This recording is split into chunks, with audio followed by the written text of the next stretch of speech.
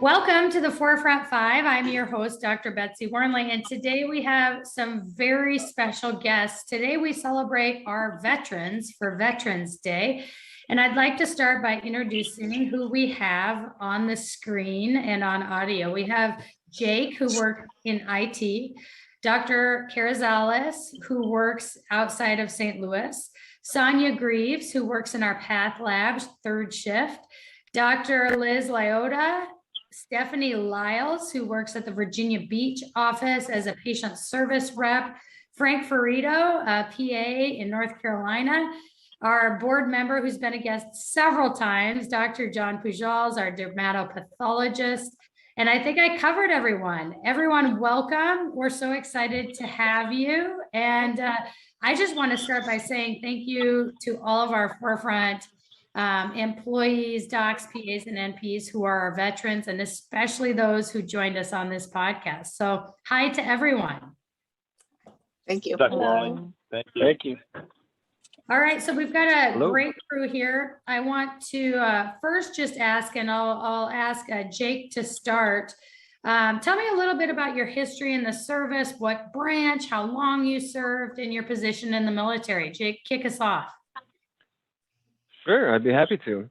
So I enlisted in the United States Marine Corps at the ripe old age of 17 years old. I joined the delayed entry program while I was still in high school, and about 2 months after, I shipped off to basic training out at MCRD San Diego in California.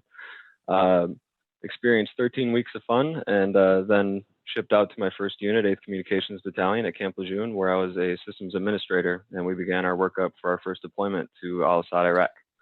I worked in the Marine Corps for 5 years and got out and started doing civilian work in the IT sector, and that's where I am today. Awesome. Well, thanks for your service. Stephanie, why don't you tell us a little bit about your branch and time in the service? Okay, I joined the U.S. Navy in '95, right out of high school. I went to boot camp in Chicago, Illinois. After that, I was at VRC 40. Then I went to USS Wasp, and then I went to HC-8, which is a Hilo squadron. I did 9 years active duty, and then I did 3 years reserve at VRC 56. The whole time I stayed in Virginia. I didn't go anywhere except for when I was stationed on the Wasp, and we did 2 deployments. Fantastic. Thank you for your service. Frank, you're up next. Thank you. Well, I'll try to cram my 25 years in as quickly as I can. So I joined in 1980, about a year after high school, and after boot camp in Cape May, New Jersey, I did aids to navigation in the Chesapeake Bay. Then I went to aviation survivalman school, which preps you for air sea rescue kind of work. And I was a crew member for a couple of years in Miami. And then I became an EMT instructor, and that's when it all clicked. Fell in love with medicine. The school director was a PA as well. Learned what a PA was and said, that's what I'm going to do. And then after 3 years at EMT school, I lateraled over to the health services field. And then after finishing undergrad, applied for PA school. Went to short lab school with the Army, long lab school with the Navy, and PA school with the Air Force. Didn't do any Marine Corps time. Sorry about that, my fellow veteran. And then Cape May, New Jersey, Cape Cod, Massachusetts, headquarters, Washington, D.C. And then I finished my career off as a White House medical officer for about 3 years and retired in 2005. So I was the experiment for the White House. I was the first Coast Guard officer to serve on the medical unit there. So that was a hard job to leave, but you had to retire sooner or later. Frank has a very small resume. It's like really quick. You get through it pretty quick. Awesome, Frank. Thanks for all you've done for our country. I'm excited to hear more about it. John, want to give a soundbite on your service?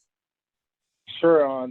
I'll kind of start where others have. I actually started boot camp on my 17th birthday at Cape May, New Jersey, and I even remember my class was Uniform 112, but I became a bosun's mate in the Navy. I'm in the Coast Guard as a reservist for about 6 years, and then eventually went to med school from there, and got a health professions scholarship program with the U.S. Army.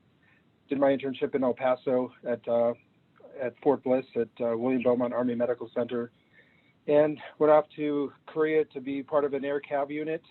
Came back to Brooke Army Medical Center in dermatology for the residency program. And then I finished out at Fort Gordon at Eisenhower Army Medical Center after 8 years. So I had about 16 total years of combined service. Awesome. John, how about you, Sonia? I went on the delayed entry program right out of high school. I graduated 86, went to boot camp in 87 to Orlando, Florida. It was crazy that my whole career I spent in San Diego, but I was actually a storekeeper. So I got my medical after the 5 years in the Navy, and went into medical field after that. I had a couple of deployments. I was on the ship the whole 5 years, well, I should say 2 years, and then I was shore duty after that. And I guess that's basically it. That's awesome. I'm sure that's not it, but that's a great intro. Thank you for your service. Liz, Dr. Liotta, why don't you tell us about your service? I started medical school at USIS, which is the military medical school, in 86. So I was there until 90. And then I trained at Bethesda for a year. And then I deployed Persian Gulf 1 on my ship. We went over to Bahrain and Dubai and all those areas for about 5 months. And then came back, and I was at Clinic Mayport, Florida for a couple of years. And I came back. I worked at the Navy Annex with the Marines. I was a naval officer, but we take care of the Marines over there. And then I was the general medical officer, representative to the Surgeon General at Bureau of Medicine and Surgery for a year. So I got to kind of represent the GMOs at the time. And then I started residency at Bethesda. Walter Reed was combined at the time. After residency, I went to Portsmouth, New Hampshire. And I was there for a few years, and then left the service. Awesome. Thank you for your service. And last but not least, Dr. Carrizales. Scott, tell us about you. Yes, hi, thanks for inviting me. Like Dr. Liotta, I also went to the military medical school in Bethesda at the National Naval Medical Center, and it was a tri-service class, so we had Army, Navy, and Air Force students there, and I was Air Force and finished a 22-year career in the Air Force. Coming out of the med school, I went and did a family medicine residency in Fort Walton Beach, Florida at Eglin Air Force Base. And I was a family physician for 8 years. I served overseas in Korea and Japan. And the Air Force only trains 3 dermatologists per year for the entire Air Force. And it's so competitive that you can't get it out of med school. You have to go do something else. But I came back to my passion and did a second residency in San Antonio. And then I retired out of Scott Air Force Base here next to St. Louis. And there I was the medical services commander. So I was in charge of cardiopulmonary, allergy immunizations, internal medicine, as well as dermatology. Awesome.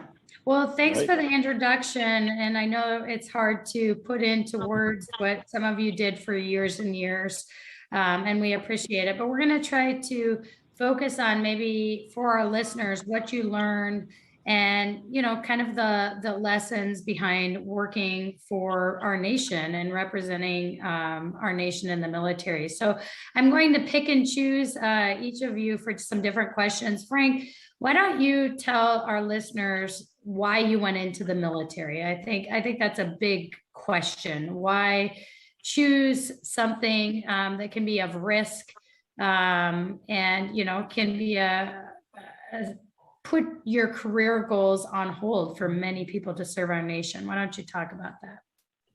Well, and it was a very fortunate time in my life because I just found myself wandering a little bit and almost floundering. I started college and didn't go so well, and you know, I have a hockey background, gave up on hockey, and then literally woke up one day with a a factory job in 1979, making $11.25 an hour and a union job in Detroit. And I literally panicked and I said, I can't do this the rest of my life. Went down to recruiting office and talked to almost all the recruiters, and the Coast Guard recruiter was the last one I went to.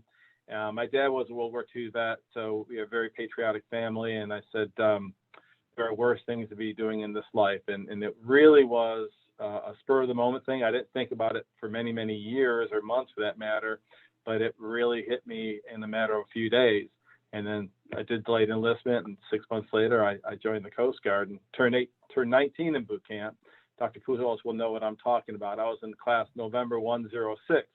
So that means I was a couple of years ahead of him, I think, in boot camp. But so that was, for me, it was dumb luck, divine intervention, maybe a little bit of both, but it was a matter of I really needed to get some focus in my life.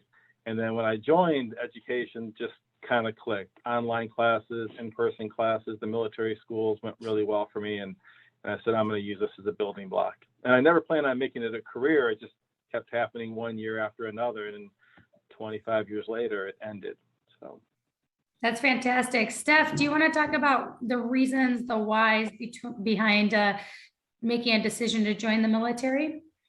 Well, I came from a small town, so it really wasn't a lot to do. And I knew that I didn't want to follow the footsteps of working into a factory job yet again.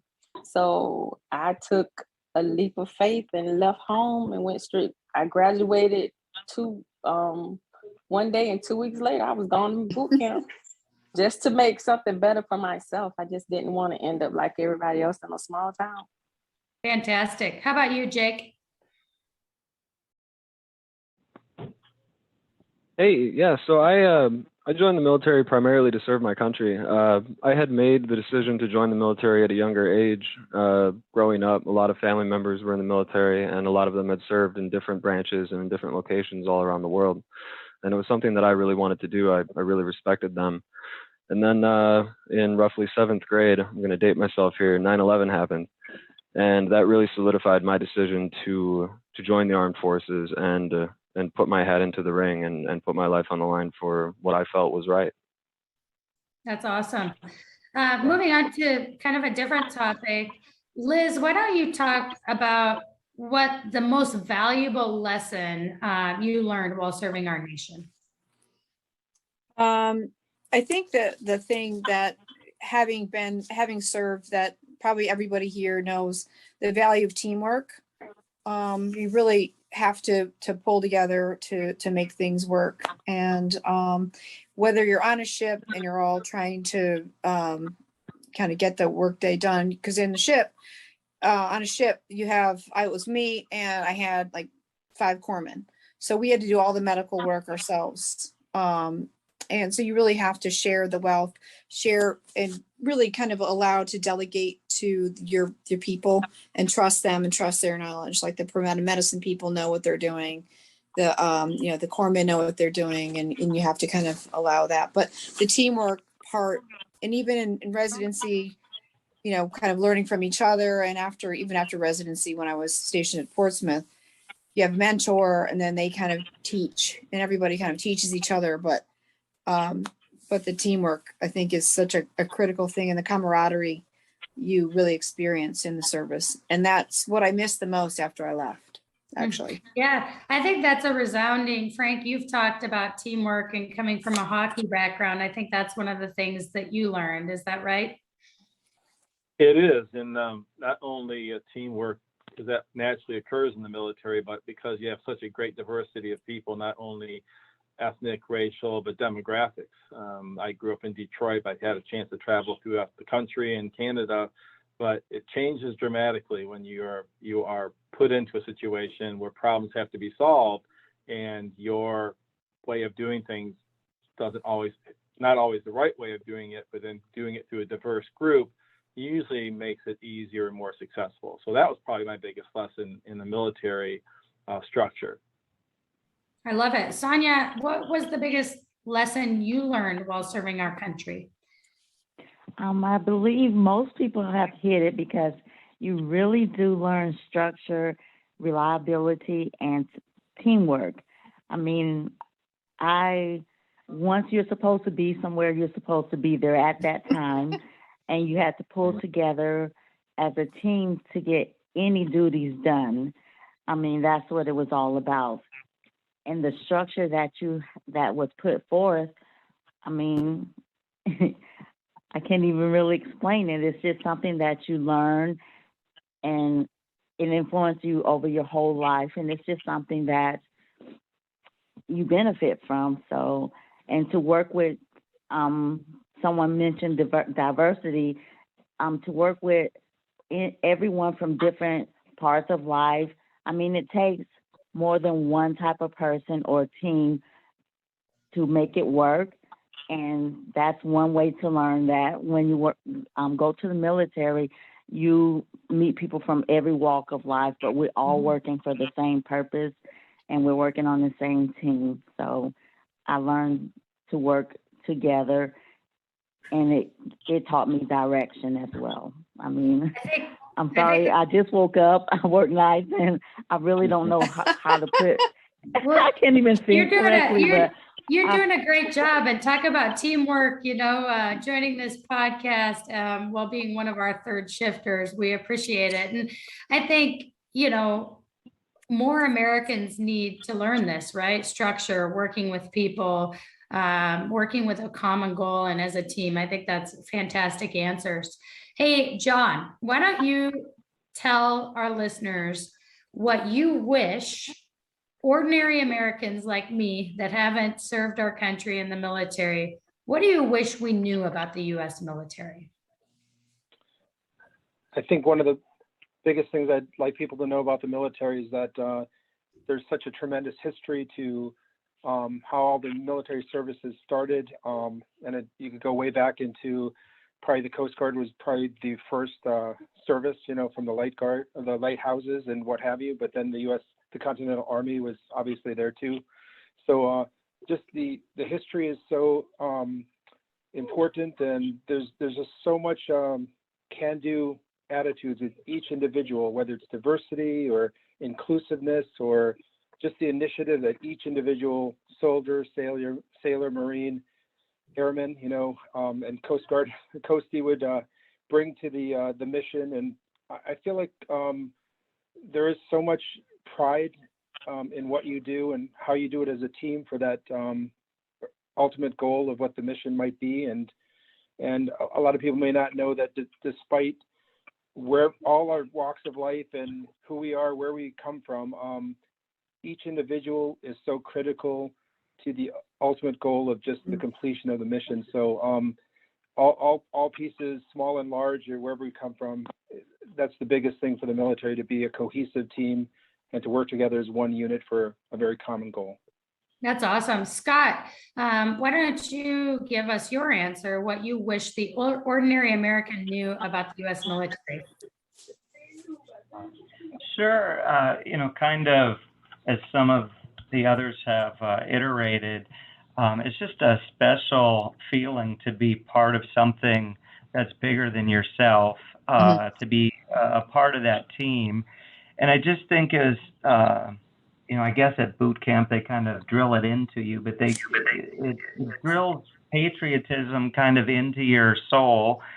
And I kind of wish, unfortunately, well, I mean, my hope would be that all Americans would have that same kind of love for the country. And what I was saying is, unfortunately, I guess the times I've witnessed the most adversity, unfortunately, is when there's something adverse like 9/11 that brings our country together. And I think, if I had to pick one day that was the most patriotic day of my life, just the outpouring of emotion and patriotism on 9/11 was incredible. And the number two, since we had brought up hockey, had to have been the Miracle on Ice when the U.S. hockey team in 1980 beat the Soviet Union. I think I can still hear everybody chanting USA, USA. It's one of our pump movies we watch before every tournament. So that's a good one. Jacob, what you wish Americans knew about the US military? So I wish that the average American understood how much time and dedication it takes to do the things that the members of our armed service do. They dedicate years of their lives. They dedicate years off their lives. They dedicate their bodies, their time, and their souls to serve the country that they love and to do something great with their life. And you don't really get a feel for it until you've gone through it. And it's one of those things where everybody can't. There's not enough room for everybody to serve at the same time. But it's a great thing that I think a lot more people should do and try to experience. Absolutely. I think this next question, I'd like the input of all of you. How did your experience in the military change how you work, at Forefront today? Liz, why don't you take that first as a physician at Forefront? Sure. I think for me, I was the only doctor on a ship with 900 some people. And in the middle of the Red Sea, you're kind of relying on yourself. So you have to really rely on your medical skills, your gut feeling. And that's really served me well the whole time as a clinician, that really kind of having to trust the training that you had and to kind of, all right, think about what's the worst thing this could be and make sure it's not that, then you're covering to make sure that your patients are taken care of and you don't kind of blow past things. You should actually dive deep into it, trust your training, trust the kind of great education. We got an amazing education at USIS. So you have to trust your exam skills and all that kind of stuff. You don't have CT down the hall, and you have to kind of really trust that and be the best clinician you can be when you're in that kind of environment. And I think that has carried me through being a better doctor, having experienced that than I would have been had I always worked at a, basically tertiary center. Yeah, awesome. How about you, Scott? Somewhat similarly, I really think the leadership training kind of set the foundation. Again, I was the medical services commander, flight commander for the hospital that I was in. And I think, now kind of being in charge of my Forefront clinic, it just really helps, to know people and to be able to effectively lead, because not everybody, managing is hard. Some people respond to a whip and some people respond to a carrot, and you have to treat everybody differently. And then it was interesting in the military, they have a separate law system, and we're kind of held to even a higher standard than the U.S. public, and it's called the Uniform Code of Military Justice, or UCMJ.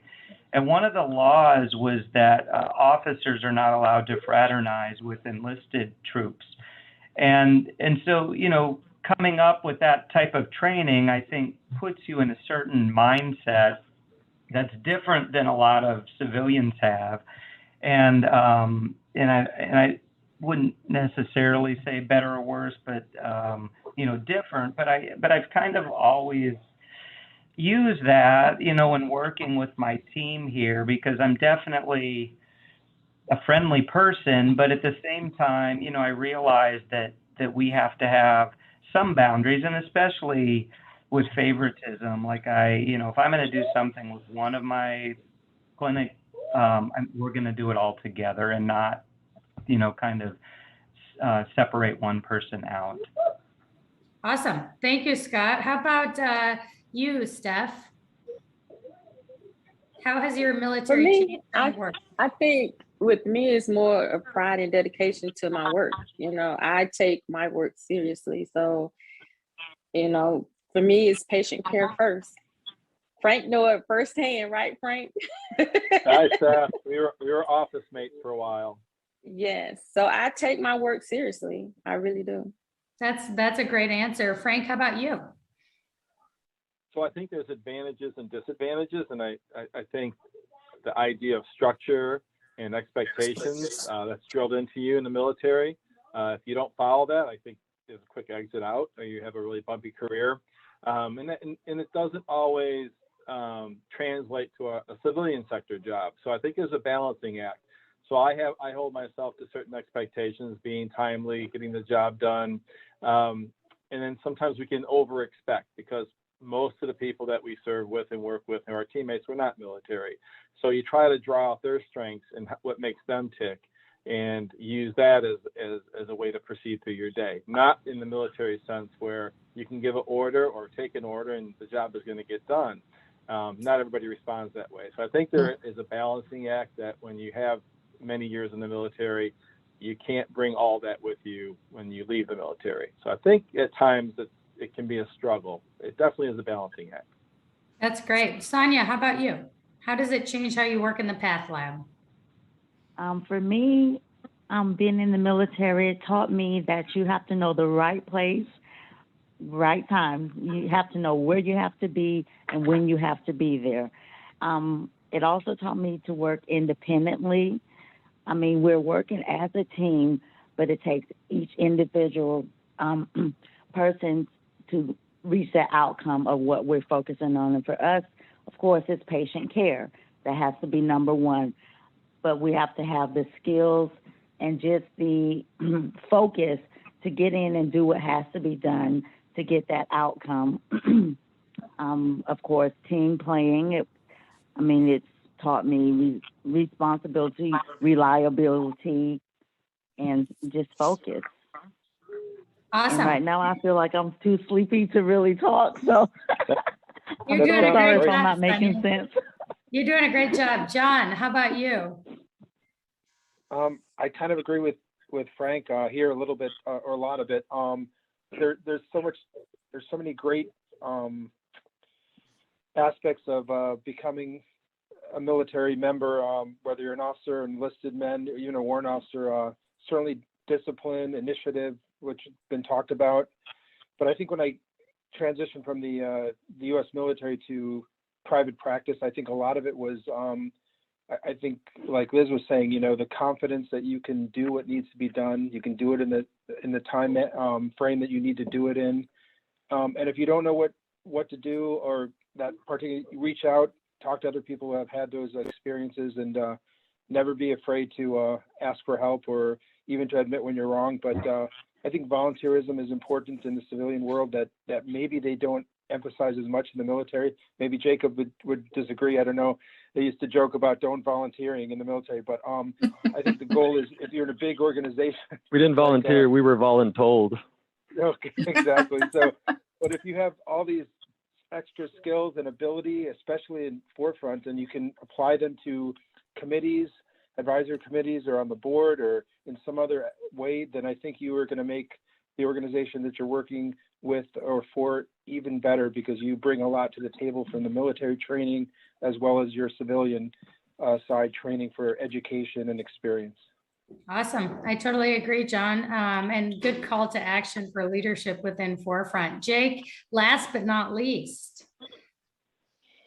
Hey, thank you. So I don't really have that much more to add. Everyone has really touched on a lot of great points. One of the main things that I've noticed is almost everybody that I have worked with since my time in the military who hasn't been in the military, they don't have that same sort of sense of purpose or that same drive to accomplish the mission, to throw the lingo around.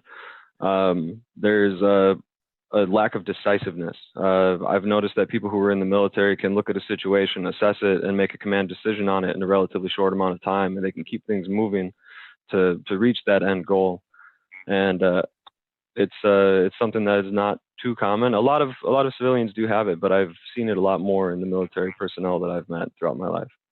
That's awesome. And while you're on the mic, Jake, why don't you take the next question? Why don't you share a story, because it's impactful to hear real life stories. Share a story for our listeners that would allow them to think about Veterans Day maybe in a little different light and not blow by it as just another date on the calendar. Yeah, so all my life, Veterans Day has been a day to honor the veterans at home and the veterans who didn't make it home. And a lot of times it's a focus on the combat veterans. And and the people who had seen some really crazy things. And one thing that I feel doesn't really get touched on too much is the hidden battle that's being fought. So I served with a lot of young men and women, a lot of brave young men and women overseas who did not make it home. And these men and women were not attacked by a terrorist. They did not get hit by an IED, and they didn't die in an accident. These young men and women scheduled their own funerals because they were fighting a battle that we could not see from the outside, and you couldn't tell just by having a conversation with them. So I guess in my experience, I would ask that people keep these men and women in their thoughts and prayers, and that you realize that, you know, injuries aren't always visible, and to pray that the young men and women who are serving overseas and our veterans here at home can find the strength to make it through. Amen to that. That's great, Jake. How about you, Frank? Can you share any specific stories that would be impactful for our listeners? Well, hundreds of stories come to mind and hundreds of moments come to mind, but I had about 7 years total out of my 25 around the Washington, D.C. area. And especially my last 3 years on the White House staff, we had a chance to travel the country, travel the world, and interact with other nations and many other military within the White House staff. It's amazing how many joint military work for the White House, and it's just seeing everybody working together. But I would say the most impactful thing for me to do would be to take time out of my day or evening and stay behind and walk around Washington, D.C., go to Arlington. The Korean War Memorial is one of my favorite war memorial monuments, period. And just to walk around and to reflect. And I've taken my children numerous times to all of those areas and to see what sacrifice is all about. I did want to take a moment to add onto an earlier question about thanking veterans and understanding what veterans do. I always try to thank the family members when I can. When I see a patient that says TRICARE on it, I'll ask them what they did. Are they a retired member? And if it's somebody who says, no, I'm a spouse or I'm a child, you know, I would hope that we take time to thank them as well, because they serve equally as much and sometimes more than what we did as the members. So I would always ask all of us to, and we know what our families did for us while we served. But just the whole idea of walking around DC, seeing the monument, seeing Arlington is seared into my mind and soul. That's awesome, Frank. Steph, do you have any specific stories you'd like to share with our listeners? Well, no, not really. You know, like I can remember one where we had an accident on the flight deck where a plane actually went off of the flight deck. So knowing that those are your comrades out there and you don't know if you're gonna find them or not, that brings to mind like the families that's out there that's waiting for those family members to come back, and they may not. So we do have to take time and pray for these families, because we do go through a lot out there. We miss our families, and then we are putting ourselves in harm's way, but we did it because this is what we wanted to do. We wanted to serve our country. Fantastic. All right, taking us home, I'm going to ask John, Liz, and Scott. Our world seems so divided right now. I think we need hope. I think we need love. I think we need understanding. Can you give us some words as members who actually served our nation to specifically bring America together? Scott, why don't you start? You know, when I mean, I agree as far as things seeming divided, but I think if we take a step back and look at ourselves as Americans, we have much more in common than the differences between us. I just think that currently the differences are what kind of gets the press and the media sensationalizes these differences, which may increase their rating, but is just kind of dividing our country. In the military, again, we're kind of taught respect, integrity, patriotism, but the ultimate commander-in-chief of the military is the president. And, you know, I mentioned earlier the military has their own set of laws, and one of the Uniform Code of Military Justice, and one of them, Article 88, says that if you talk bad about your officials, which includes the president. It's a court-martialable offense. And I think that just always, just taught me the respect, because you're not always going to be able to, agree with your commander's decision, with the president's decision, but ultimately I think, you need to have respect for those positions and respect for people, and realize that there's differences of opinion, and they're trying to get things done in the best way that they know, and they're doing it, for our country. And so, I wish people would focus on the positives of that, and that we are all in this together, and not focus so much on the slight differences that seem so much bigger than they really are. Well said. How about you, Liz? I think about, how lucky we are to live where we live, in the United States. It is really the greatest country in the world. And having been a military person, we were founded by people that were imperfect men, but they did a brilliant job putting together a very unique country. And I think that as a service person, the flag, I think, should be a uniter rather than a divider. United States flag. When you go on a ship, the first thing you do is salute the flag. When you leave the ship, first thing you do is salute the flag. You have such respect for the flag as a military person. And then that's what's laying on the caskets of the people who come home. So I think just taking pride in the fact that we just live in, we have our issues. We absolutely do. And the country was founded by people who are obviously imperfect men, and we've evolved, I think, a lot as a country. But to recognize the fact that we really are an amazing country, and I think taking pride in that's what I would say, is if we can think about what we went through in 9/11, we all pulled together. Like everyone's talked about 9/11 as being such a point where we pulled together. Pearl Harbor, we all pulled together, and we realized that we're so much stronger together than we are divided. And, the media does everything they can to make, everybody divided, everybody hates each other. But really, Americans do really care about each other. And I think they really do try to work together and care about their other fellow Americans. So that's my little 10 cents, but. It's a great one. Worth a lot more than 10 cents. John, bring us home. Okay, so many great things have been said. That's gonna be tough to follow.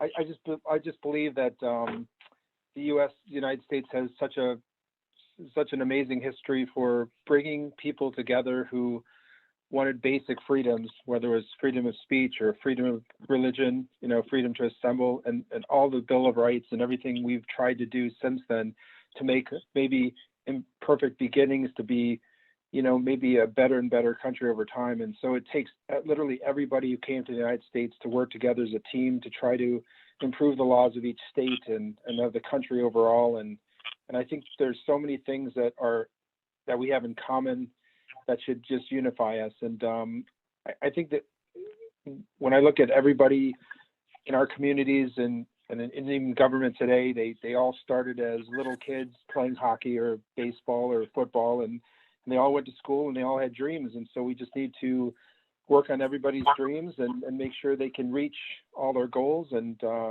we need to lift each other up and not try to break us down.